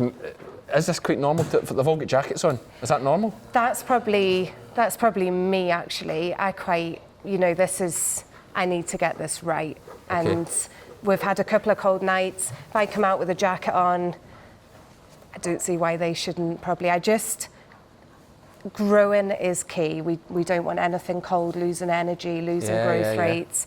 So yeah, just for me, it's keeping everything healthy, warm. It's just like you get cold, you get fed up, you don't want to. Yeah, and I suppose if we stand around this way and then we can see the calves as we're talking, I suppose the interesting thing, it probably comes back, we spoke with Colin, we said about, you know, a Holstein looks a bit like it's skin and bone. To the untrained eye, you'd look at it and say it's a bit of skin and bone. And it'll come back to the thing again, they're not bred to put flesh on to keep themselves warm. So yeah, you putting these jackets on in the back. These just like full jackets, or no, they are calf jackets. Right, they are calf jackets. They're meant for calves. So just once the calf's up and dry, we'll put a jacket on, and then roughly, probably at sort of, I don't know, what age are we over there? 4 or 5 weeks old. Probably next week when I feel that weather's turned, quite happily take the jackets off, and you also get this lovely shiny coat underneath. It's really nice. Yeah. I mean, they are bonny calves. Yeah, are these all heifers in here? So yeah, only heifer calves come down here, and this calf machine's finished as a group now, so we normally put a 15, a 10 and a 15. And so...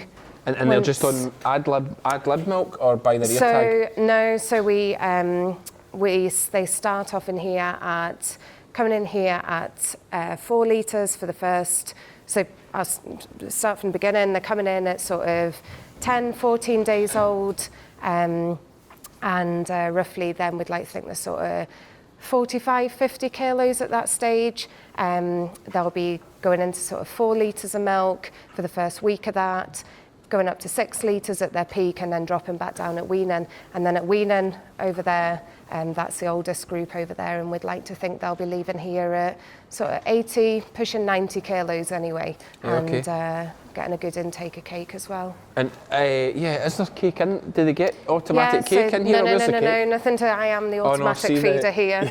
So we've got. If Colin's not lifting bags every day, he forgets about it. He doesn't need a robot. This is the cakes here. Yeah, we've still got plenty of. I wouldn't exactly say it was too manual. No, a couple of bags. Your scoop and a barra works just fine, and also kind of keeps it all fresh and. Yeah, and these are like fancy drinkers. What's the idea of these drinkers here? No, just. But they look fancy. They're well, Colin do you will touch tell their you. nose to make the water come out? Colin will tell you don't need a drinker as fancy as that in here, but it doesn't leak. Right. Okay. So I find sometimes your standard water bowls are bad for leaking, and you've went to town on it. So I quite like. They've probably been in there for a good 3 or 4 years, and I'll come in here tomorrow and there'll be a burst pipe. Now we've talked about it, but at the moment, no bother, and I just can't deal with leaking water bowls. Yeah. Leaking water bowls, dampness. Just 100%. Don't need it. Yeah, there'll be merit in that. Like, we have cheaper bowls on the and we've had 2 of them. We've had to shut off because they've started leaking, and they're not even that old. We used to have bowls, and there was times when you used to come in and there'd be a spray of water and soaks the bed in. Soaks the bed in. And calves will be like, baby lambs. They're poking at things and nibbling and and they don't like damp beds and. Of course not. They'll get ill. So. And I'm just looking here, obviously, it's straight onto a teat, but it is.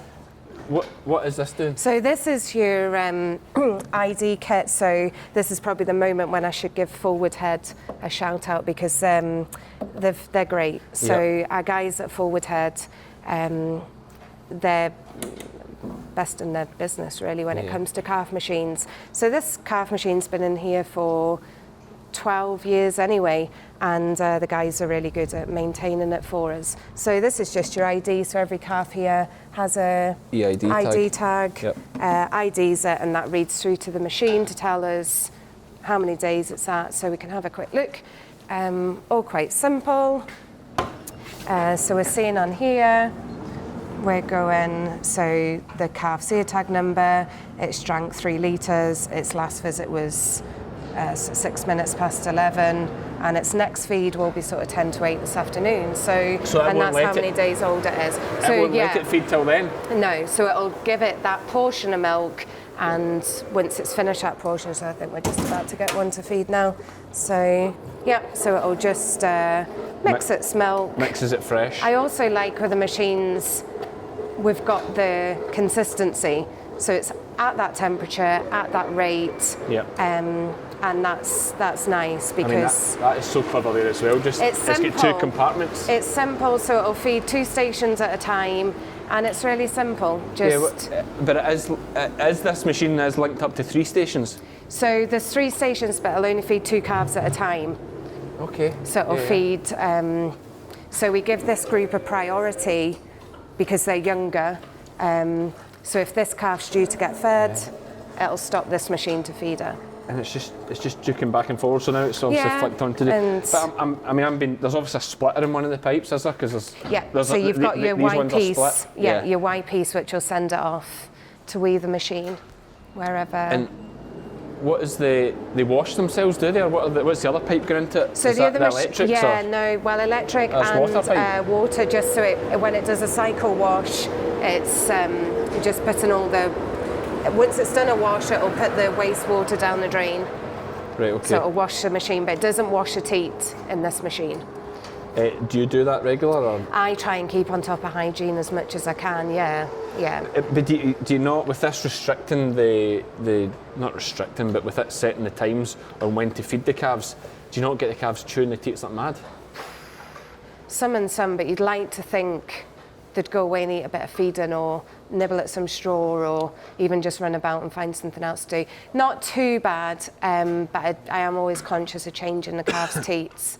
In case you do, you will always get ones that chance it, stand there and chew a bit. But they normally take the hint. They normally, it's not my time, go away, find something else to do, and then come back, and chances are. But it's kind of a body clock as well. It's just like yourself, you're probably thinking, probably do some lunch soon. Yeah. And you come wandering over to chance your arm. They'll wander over and think, it's probably a bit like Colin coming in for his tea, I wonder if tea's ready yet. Yeah, I'm sure. And then... And does obviously then they're just getting straw for a bit of roughage for the guts, is it? Yeah. And the Radlib cake.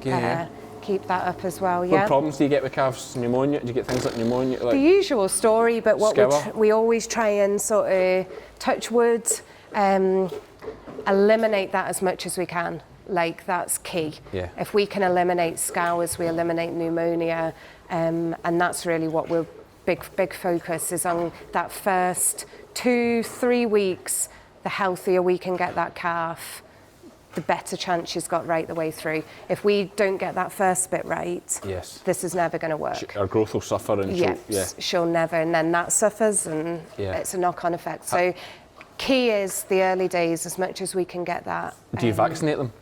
We do a risk of all vaccination, and that's us. That's all we do. I maybe did that one recently. That's not the one up the nose, is it? Both. So we do a Pasteurella and a one up the nose. Yeah, okay, I think I did the up the nose one. Is that for pneumonia, that up the nose one? For you or the calf, was it? Yeah, for the calves, I think. For the calves, although I wasn't very good at it. Ian, a boy helps me called Ian, he just took off me eventually, says, I'll just do it, mate. Because I come too fear to get whacked with their heads and all that. It's probably actually easier in dairy cow. I find if you let them suck your fingers, they'll open their nostrils. And you can do it without me even noticing. And you can squish it up, I'm trying to hold them in the crush. We'd start to try to just wrestle them and then, I know, they've probably got their noses all kind of scrunched up. So this is quite an exciting calf. This is actually a half-sister to your red heifer. That we just saw, the show champion, the UK junior champ. She's a half-sister, and she joined us a couple of weeks back. So, we'll see how she gets on. Whether she's like a sister. I bought one. So we brought her in. She was came from a farm down in Wales. The breeder let us sort of take a shot on her. So yeah, so she joined us a couple of weeks back. So folks sell like dairy heifers as young as just straight off the cow? She was probably Straight out a the bit cow? different. Right. She was a bit different purely because she was coming up with a mum. Something was coming up in. Oh, you got she the, was you coming bought up the as mother a as well? group, so we really brought the family. Right, okay. Which, yeah, so that's quite exciting. Something, who knows? Calves are dreams, I suppose, and you never quite know. They might turn out, they might not. But so that's what keeps you and it does. It's excited and you know, Yeah. I dare say, like, I know it's easy for me because I'm not into dairy, but the thought of just like the repetitiveness of it all the same, if you don't have that wee bit of excitement. You've got to, kinda, yeah. With another one over here, actually, she's just here. She's normally is at the front. So that's iodine on its head. It's not, that was just so we could identify it at birth and it didn't get mixed up. So this one's quite an exciting calf. When she... So this is Raindrops, is that its name? So Rain, DD Drops. Okay. So she's an embryo and her mum came over when Panda came over. Right, from France. So from France, so her mum was from France, and we flushed her, and she's one of the first daughters we had off her. So she was actually born just as Panda was getting tapped out at Dairy Day, so that's where the DD comes from. Dairy Day. So just pretty much as Panda got tapped out as a champion, she hit the ground. So that was. Yeah, it's that's pretty quite special and exciting. It's almost, how did that happen? I mean, she looks like a belter, beautiful hairs. Yeah, does she look good? Who knows? For me, she's a lovely calf. She really is. She ticks all the boxes as a calf. When can you tell? What age? It's hard. What age can you tell? Do they need to be milked before you can tell or not? As a milker, you've definitely made your decision. Yeah. It's good or it's not, or it's Yeah, average.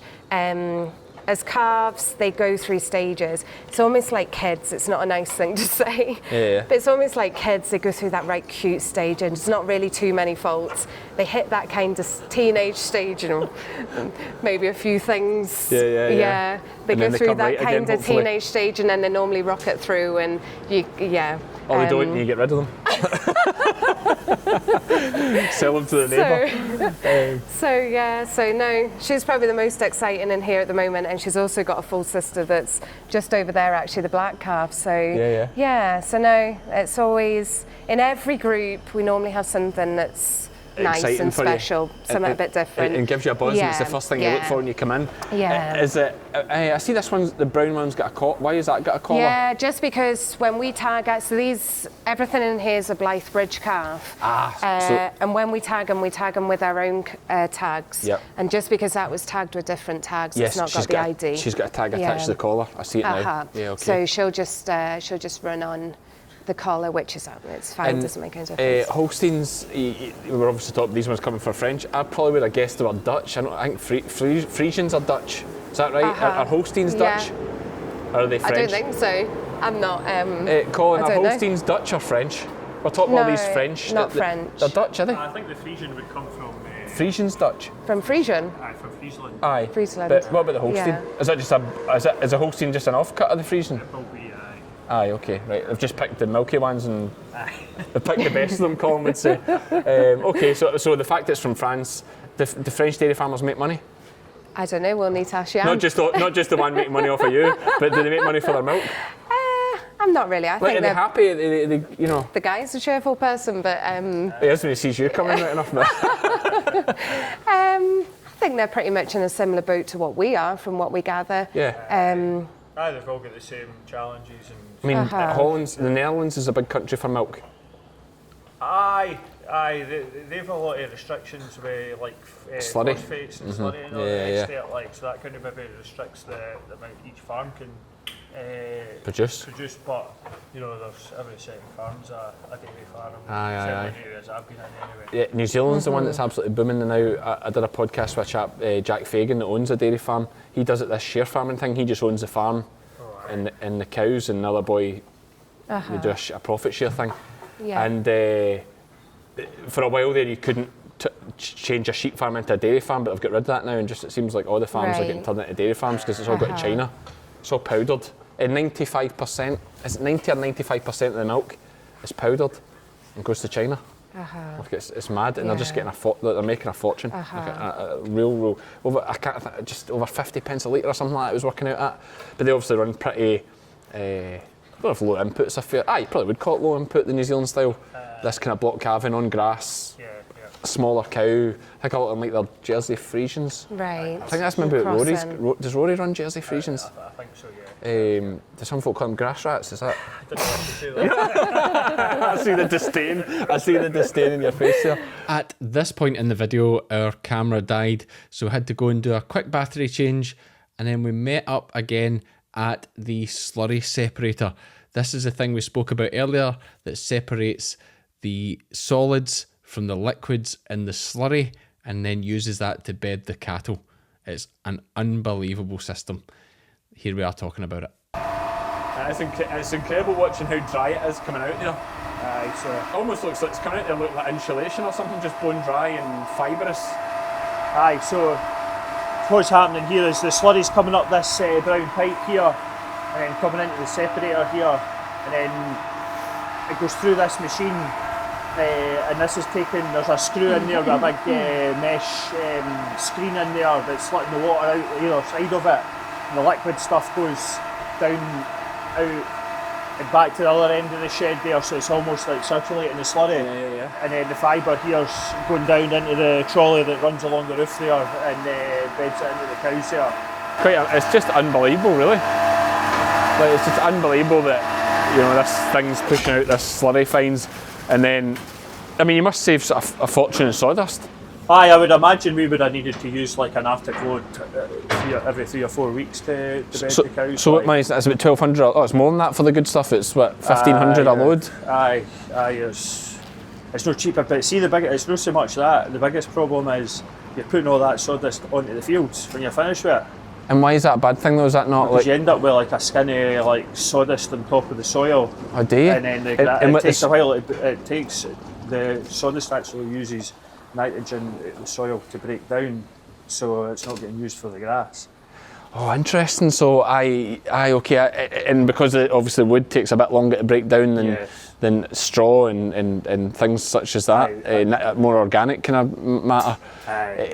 So right, okay, I never even thought of that. So you're just putting out that fiber's not really going out to the field because it's staying on the cubicle beds. Yeah. And then it's a liquid fraction that we're putting out to the fields with the pump. Yeah, but you'll still be putting. Like, how often does this go around and get squeezed? Could this stuff have been bedding cattle already? Well, it would probably get sliced a little bit when it goes through that machine. So the next time it's maybe a bit finer, and it'll end up back out with the liquid stuff. Right. Okay. The majority of it'll stay in the bed. In the beds here. But it's interesting what you say about you're. Oh God, this is just coming into my head here now. Everybody's using these now. I've just realised this is the thing they're all using in Ireland. The Killen brothers and that have got this big machine that they bring to the farm, and they're separating it for everybody. It's the same thing, but those guys don't use it for bedding. No, they're just using it so they can export more storage and stuff. Storage, and then they maybe no be squeezing it as hard as what we are to use it for bedding. They're just doing it for storage. They store that in like a dung heap, the fibre, and then they put the rest back in the slurry. It's a bit easier for pumping until they can spread it. But yeah, it's just dawned on me that there's a lot of that going on with that. And the other great thing is when you fire it in the fields, obviously there'll be no like sitting on the grass. It just disappears. No, it's just like brown water. Yeah. But you're not losing some organic matter you're probably surely that stuff's good on the field. But we're our kind of crop rotation allows us to plough our fields up maybe every 5 or 6 years, and we're putting a lot of box dung on. Of course, with all these calves and so you solve it that way. Okay, and with you rotating all the time, then and grass parts are rotating a lot, you're not getting sick with too much slurry. No, you can keep you're putting it on little and often. We'd be putting it on 4 cuts or whatever we're cutting every year. And every cut of silage comes off. Are you doing 4 cuts or do you do 5? I think we've done 5 this year, 4 or 5 this year. And your slurry after every cut? And then a bit of nitrogen too? A wee bit of fizz on as well. Right, okay. No, it's fascinating. I suppose by Irish standards, 950 acres to 500 cows is quite a good ratio. We probably should be getting arse in gear and milk with a coos. I know, what's holding you back, man? It's just so we can leave a bit of ground if we need to put some more sheep on again. If you lose your mind completely. I don't think so. If this milk price drops anymore. And what is this crop that's on here? So that's oilseed rape, so we grow that. It's a break crop there. Aye. It's good for that field's been in grass for a long time. Yeah. So we can really hammer that with chemicals to suppress the Dawkins and any other kind of Blackgrass, is that a thing? I Well, don't know. blackgrass I'm just saying words I've heard other people say. Aye, that's maybe a wee bit more down south. But Right. Aye, kind of like these grasses that are hard to kill, so it cleans them out. Because when you're growing, if you just keep growing grass all the time and you're cutting it really short, you don't know whether you've got good grasses or bad grasses or poor quality grasses. So we'll get that freshened out, and then we'll get a good crop of wheat in after that, because we'll put a lot of nitrogen on that, and that'll be residue for the next year. To grow the wheat. Does oilseed rape lock in nitrogen? Is it good for that? No, not really. Why oilseed rape? Just because you can hammer it with chemicals and kill everything bar the rape? Aye. And then it's got a good big taproot. It opens up the ground. Yes, okay. And, you know, we're in there 4 or 5 times a year where you're in there with your slurry, you're cutting it, you're chopping it, your carton trailer Your compaction. Your compaction and all the rest of it. It's got a good deep root system there. It opens it all up. And that's what we use it as a break crop. And it's worth a bit of money to sell? It's generally it has been the last 2 or 3 years, but it's like everything that's So you've been growing it the last 2 or 3 years? We've probably been growing it for nearly 10 years now. Is it not really hard to grow? Like, why? I listen to Farmers Weekly podcast and they're always talking crops. Failing. It was failing bad, I think. Flea beetle. It's more down south. You're right. They were talking about flea beetle. But you must need dry weather to get those pod heads right dried. You need them right dried out, do you not? Or Well, yeah. It takes like a good 3 weeks after you put the Roundup on before you can cut it with the combine. Right. Okay. So it's really dry and crisp. And then we just run it through the dryer. So you'll dry it again and then just sell it direct to somebody? You can either sell it at harvest time or put it in a shed and store it, but it goes away down to Liverpool. All the rate put in the UK will go down to either London or Liverpool to get crushed. For oil? For oil, for biofuels and that. So I mean, that's really the only thing that's not linked to like soya and barley and wheat and all the rest of it. You know, that's if they say they're going to British Airways are going to get more passengers on because they're using more biofuel. That's rapeseed goes into that. Yeah. Right. Okay. And other things. But I see buses now say they're all biofuel and all this stuff as well. I don't know whether it's something you want to go into, but this is like the sieve that's inside that separator. So there's a big screw in there, and there's a press in there holding the slurry in, so the liquid comes out through those gaps, and the fibres come out the pushed end out there. the end, like we've seen. Pushed out the end there. Yeah. Okay. This is a wee bit of the stuff here that's just slipped out the side. Fell out the machine there. Yeah. So it's just bone dry. Yeah. I better go and switch that. I switch on. We'll get a look at it working there then. Yeah. What kind of money is in this investment? This machine here was about 20,000 euros at the time. Then you have to install it all. That was well, we kind of between ourselves and them installed it because they couldn't. They wanted to use you to advertise it, did they? Well, then they wanted us to kind of install it a bit as well, so we knew how to fix it when it broke down. Oh, so they didn't have to come over. Yeah. So the guy came over for a week. 20 grand seems. I dare say now it'd be 50, 60. 20 grand to look at it. There's not that much to look at. No, but I think that's all. Everything's so expensive now. Like, see, you're saying these numbers.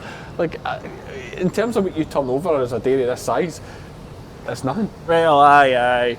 I would say as well, it's paid for itself in embedding they've saved. In time as well, and stress and moving groups of cows. The cows aren't used to being pushed I think around the section. These cows. They're not used to being moved by a person. It defeats the purpose of having robots. Yeah. You know, it's different in a milking parlour system. The cows are always getting milked. Yes, the cubicles are empty. Of course, I never thought of that. The shed's never empty. So what do other guys with robots do? I don't know.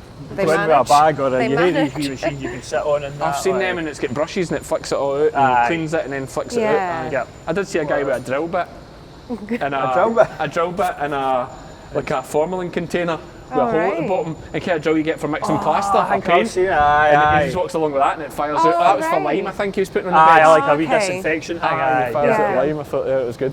I think I asked you this question last time I was here though. Is it not bad that it's putting it all over the cattle? Aye, but we kind of prefer it to land on the cow's backs because it gives it another chance to dry, you know, the heat of the cow. And then it's also landing at the front of the cubicles there, so when we're in there with the rake, you know, it's got time to dry by the time we're bringing it to where the cow's udder is, where she's lying down. Yeah, so it's landing just near their head, really. The wind's obviously blowing it slightly this way. Aye, but it's landing near their head. Cows aren't bothered, they're just used to it. No, It's happening every day to them, I'm guessing. Yeah. It sits on there, the heat of the cow dries it out a wee bit further, and then it just slides off the side or either side. When she stands up, yeah. Aye, and she just rakes it to where she wants it. Aye. Because, I mean, it's worth noting, when you look at the cows, like, it's not like they're all manky, like, they've been covered in this all the time. You know, they're just a standard dust. It's, Yeah. The brushes as well, the cows are quite got partial the to going brushes under for the brushing brushes. their And oh, and the cows rub on the brushes, yeah, of course. Yeah. Happy cows, more milk, everything's more efficient.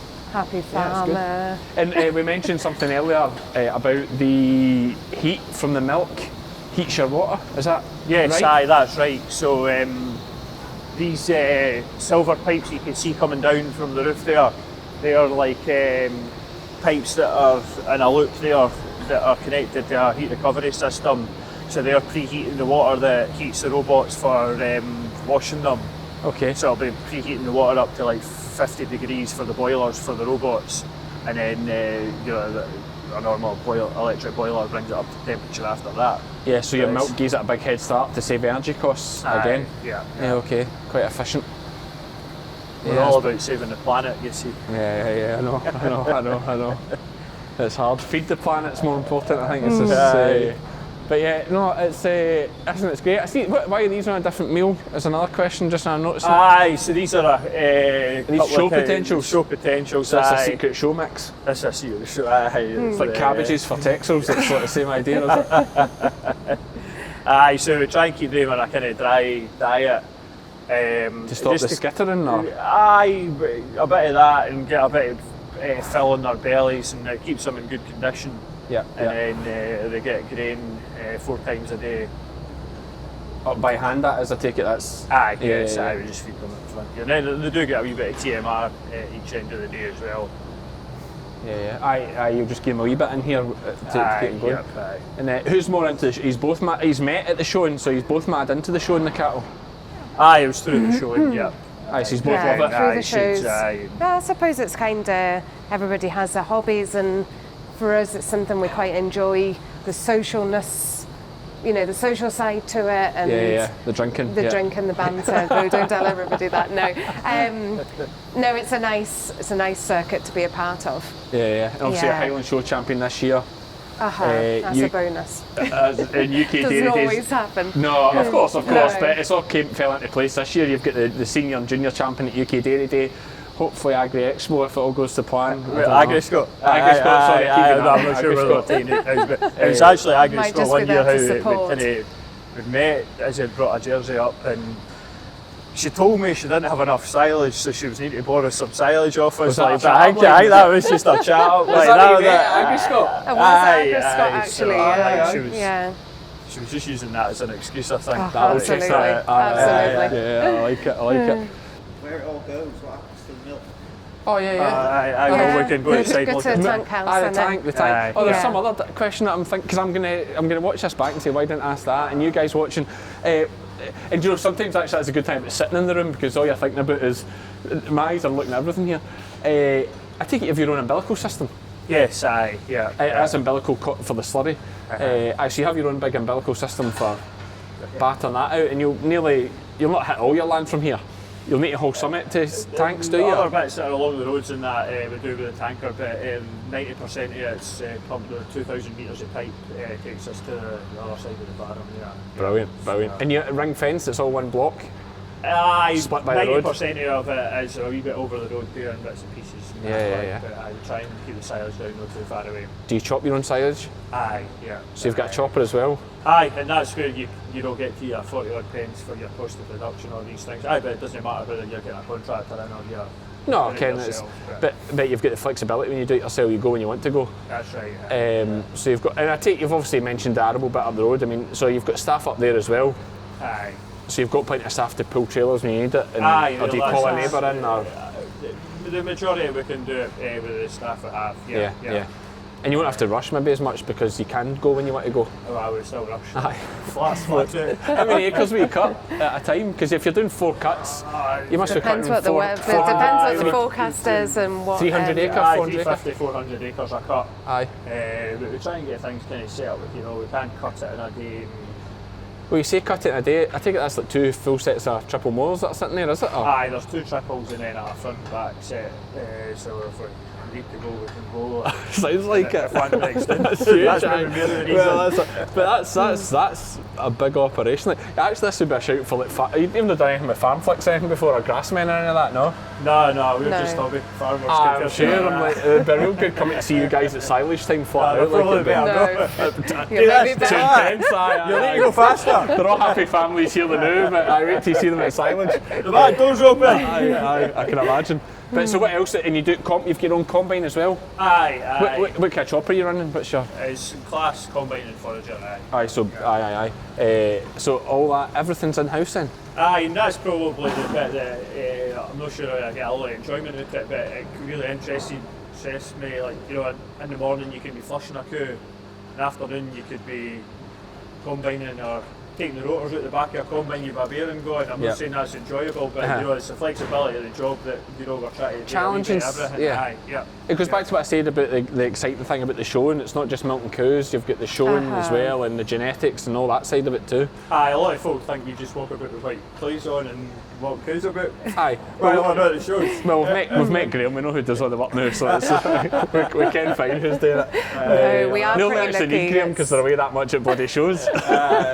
No, we are pretty lucky as when we do go away, we've got a pretty good Team. squad back home that keep things all together. Because And the kids, obviously, have 2 kids, am I right saying? Aye, 2 kids coming out, a boy and a lassie, is it? Yeah. Yeah. They're coming through, they're obviously still young. Are they quite keen? Aye, no, they're keen at the moment anyway, and it's quite a good Yeah. style for them. Yeah, it's, farming is the best, absolutely, way of growing up and all It's that. a great way. Tired kids, or what should we say, busy kids are good kids, I always think. Yeah, knacker them out. Yeah. They've not got time to squabble and bicker. They're too tired. This is maybe actually where I stood for the podcast up here, all the cows behind, do you get to see everything? The cows are all kind of mixed up, stage of lactation, how much milk they're all given. So each quadrant of the shed has got like about 108 or 9 cows in each section there. But they are split by how much milk they produce? No, they're not. Because No, because you want it balanced for the robot. Aye, so it's balanced for the robot. Yeah, aye, so you want 10 high yielders there, 10, 10, 10, because they're the longest to milk and then out. 10 lows in each of them. And so the average should be the same in each pen? Just to keep the flow through the robot, it's all the same. Yeah. It's there's so much to it, like.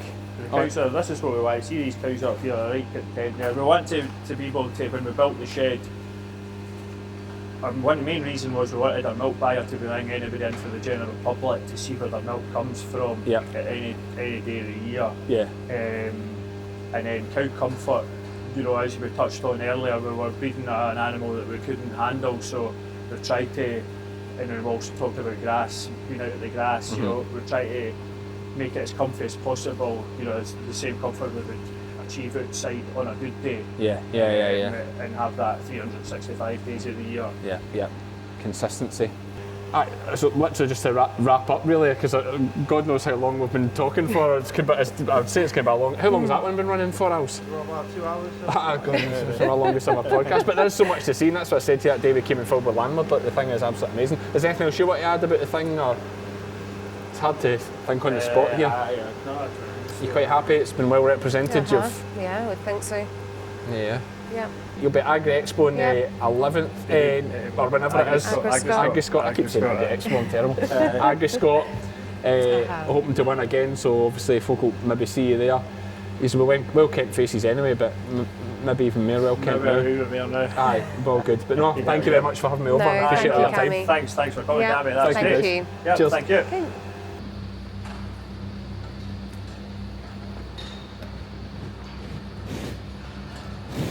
Let's say thank you to Colin and Issy and to Graeme for being great hosts. We actually went in and then had a fantastic lunch as well. What do you have? So thanks to Colin's mum for that. We had mince No, we'd stew Oh, and tatties nice. and veg. Stew weather. Yeah, beautiful. It's good that a lot of farms are different. Some farms have a proper, almost like a dinner at lunchtime. And they call it dinner. Oh, I never asked that one, but Dad calls it dinner time.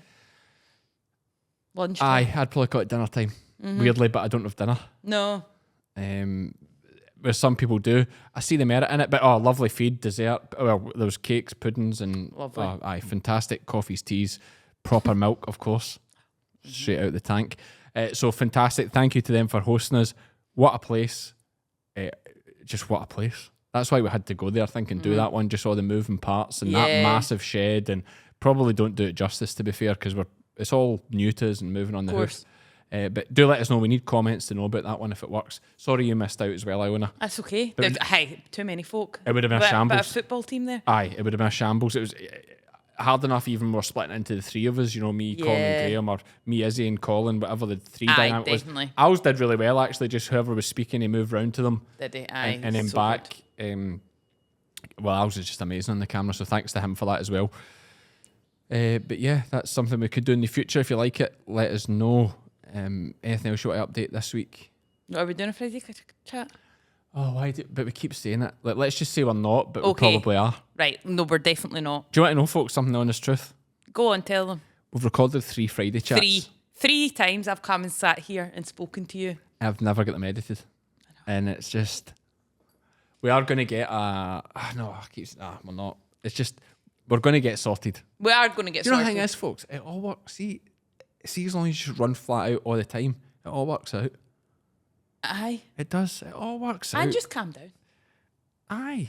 We'll get... Yeah. We should be... It's madness that a podcast as popular as ours is not doing 2 episodes a week.